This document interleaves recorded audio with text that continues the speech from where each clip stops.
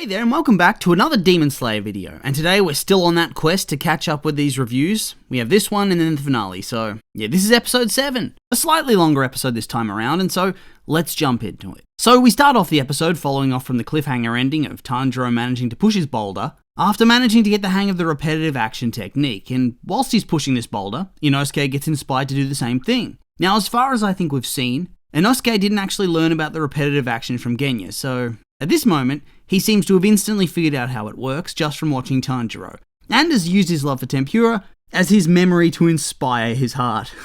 This guy, I swear. And he succeeds too! Whilst poor old Zenitsu panics and screams and hides behind a tree, where his sparrow, and why does he specifically have a sparrow when everybody else gets a crow, by the way? Is that ever explained by the story?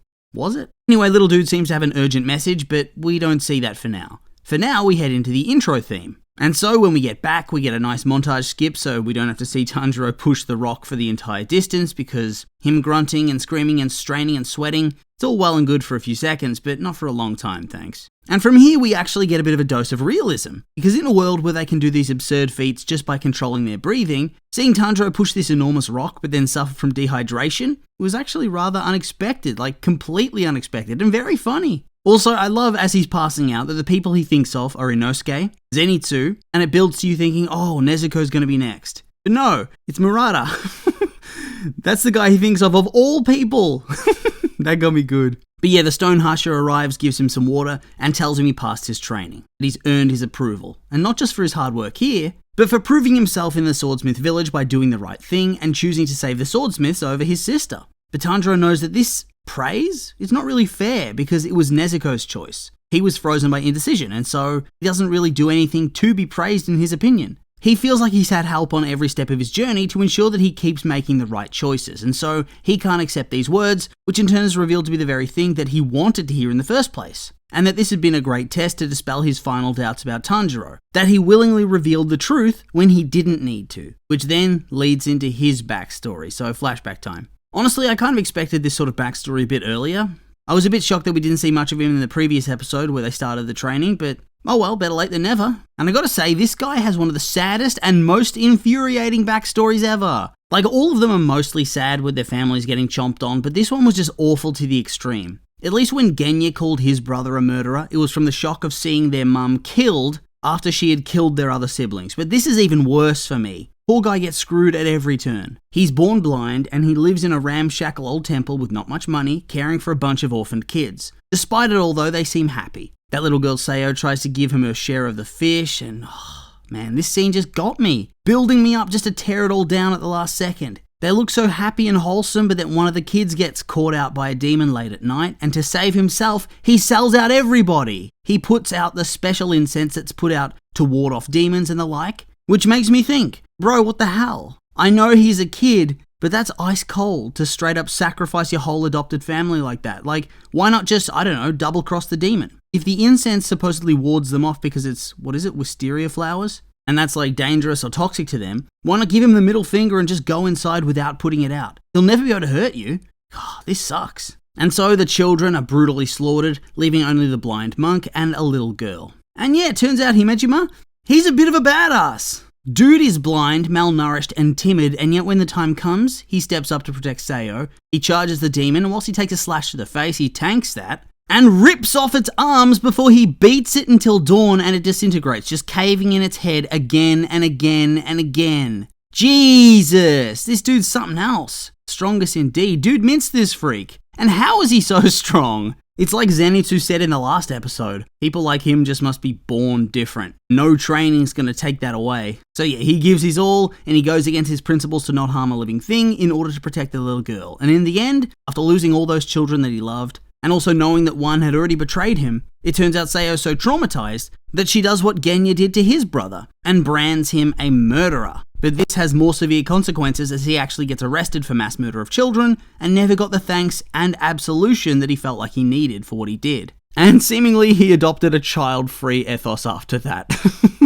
Dude's constantly telling us how children are selfish creatures. Keeps calling them creatures. It's like those child-free people that always call kids spawn. And he goes on to keep saying that kids can't help themselves to be so terrible and cruel and self-serving. Whew. Bro needs therapy. I get it, but still. Yeah, it's super sad. And so it explains why he'd be so distrustful of everybody. But then we get a super wholesome sequence where he tells Tanjiro that despite all of that, he's proven himself different. And I guess he's probably given him hope. And so he's going to help him and guide him and keep him on the right path. Tanjiro cries, this guy pats him on the head with his giant ass hands, which fades to him doing the same thing for Sayo. Oh, man, no wonder he's always crying. I'm feeling it too. Honestly, Tanjiro and the bonds he forms with the Hashira, it's probably one of my favorite parts of the show. I hope they have more scenes like that together.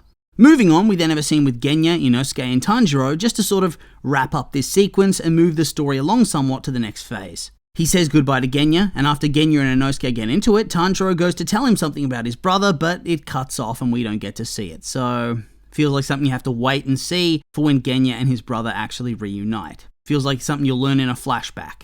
And then it's the same thing when he goes to Zenitsu. But Zenitsu's tone and vibe have totally shifted. He's a bit distant, a bit cold, a bit sad. Guess the letter was not good news. Also, that hut in the distance looks battered. Did he just constantly slam his head into it over and over again to bloody himself? Yeesh, bad news indeed. But no time for that because Tanjiro's off to train with Gyou at long last. Hooray, Dream Team back together! And as a special treat, we get to see yet another Hashira versus Hashira training battle. And this battle slapped, like, hard. Like, we don't actually get to see magic sword fights like this most of the time. Usually it's demons versus slayers. And those battles are always awesome, but this one felt different. But what I enjoyed here, unlike the previous Hashira battle, was that since Tanjiro has grown stronger, they don't just do the moves and then teleport across the screen. We actually get to see it, see their movements, and see their attacks. And that just adds to it all. And since Tanjiro can see it, it's clear that whilst he isn't on their level just yet, he's getting there, much closer than he was at the start of the training, and when he gets to fight his next demon, he's going to show just how far he's come. And I suspect he's going to continue to evolve over the course of that final battle. But yeah, for now, he isn't at that level. As we learn when he interrupts their battle after the swords are broken, and thinking they were fighting for real for some reason, tries to defuse things by offering a red bean mochi. Since he knows that Wind Boy loves him so much because when they train together, he could smell him. And he gets knocked out for this, which I actually kind of get it. It would be a bit disconcerting to have somebody tell you they've been sniffing you. And so he gets knocked out and wakes up a bit later, only to find Gyou tending to him, who reveals that Windy has stormed off. But never fear, because now Gyou, thanks to Tanjiro, has a strategy in mind to try to make friends with the Wind Hashira, which honestly was very, very cute.